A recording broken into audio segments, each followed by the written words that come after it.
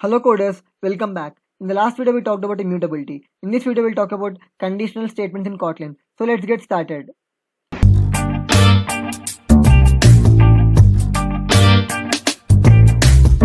So in our day-to-day lives we take many decisions. For example, if you want to buy a phone, you go to an e-commerce platform like Amazon or Flipkart and then you start looking for phones. You'll only buy a phone if the phone specifications meet your requirements. Here indirectly you're taking a decision. You're buying the phone if the phone specifications meet your requirements. You'll never buy a phone if the phone specifications doesn't meet your requirements. So how can we do this in a program? How can we take a decision only when certain conditions are satisfied? Now let's see with an example. Now I'll declare a variable called age and give it a value as 19.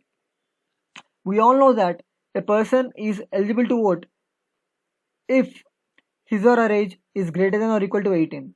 So what we will do is we'll print a message that you're eligible to vote if the person's age is greater than or equal to 18. So in case if the person's age is not greater than or equal to 18, then we'll print a message that you're not eligible to vote. Now let's see how to do this. So for this we have to use the keyword if and then followed by parenthesis. So if is the keyword in Kotlin. If is mainly used for decision making. So the condition must be specified inside this parenthesis. So in our case, the condition was to check if the person's age is greater than or equal to 18. And we want to print a message if this condition is true. So how can we do that? So after the parenthesis, we have to use the flower braces. So if this condition is true, then all the instructions which we write between these flower braces gets executed. So now we'll try to print a message that you are eligible to vote. So this message you are eligible to vote gets printed only if the person age is greater than 18. What if the person age is less than 18? Then we want to show them a message that you are not eligible to vote. So how can we do this? So if this condition fails, the else block gets executed. So in this else block you can mention the message. So let's print the message as you are not eligible to vote. Now let's run the program by clicking on the play button.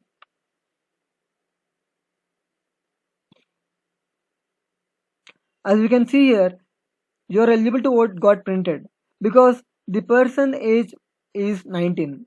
Now what if we change this age to 17 and rerun the program?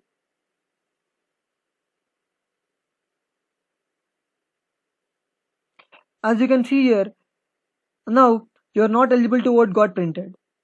So if the person age is 17, this statement is getting false. Hence the else block got executed. So here we only have two cases.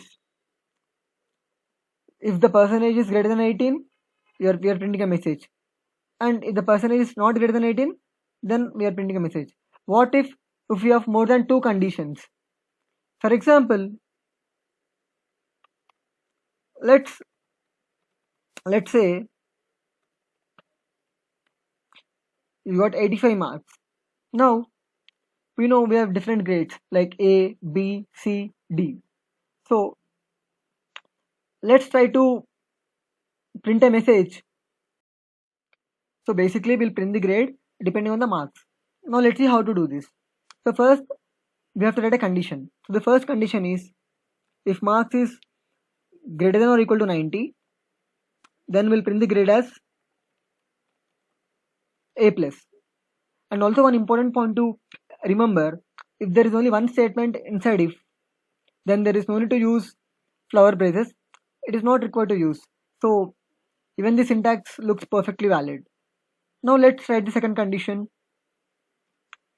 for marks greater than or equal to 80.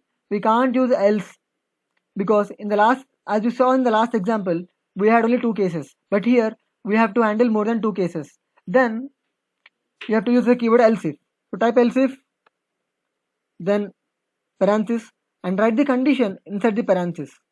So if marks is greater than or equal to 80, then we'll print the grade as A.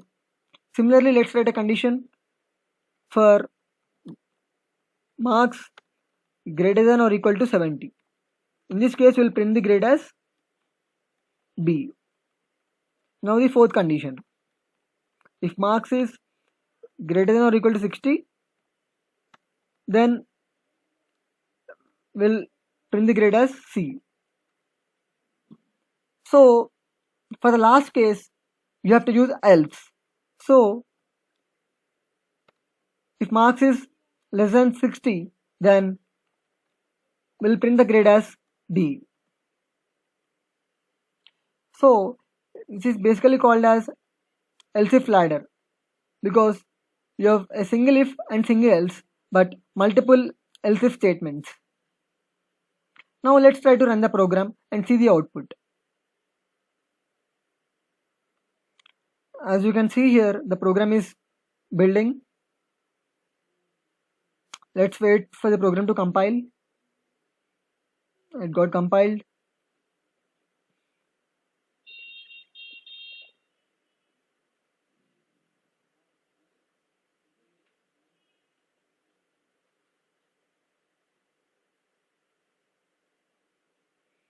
As you can see here, we got the grade as A because 85 is greater than or equal to 80.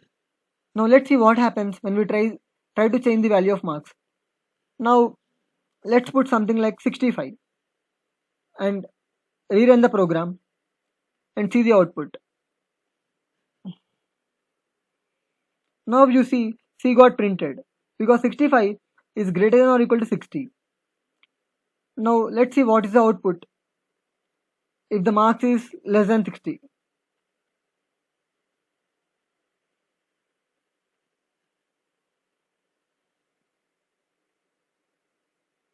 So in this way, we can handle multiple conditions by using else if ladder. So guys, that's it for this video. If you have any doubts, please leave them in the comment section down below. And also the link to the code will be given in the description. Now, you will have a quick quiz.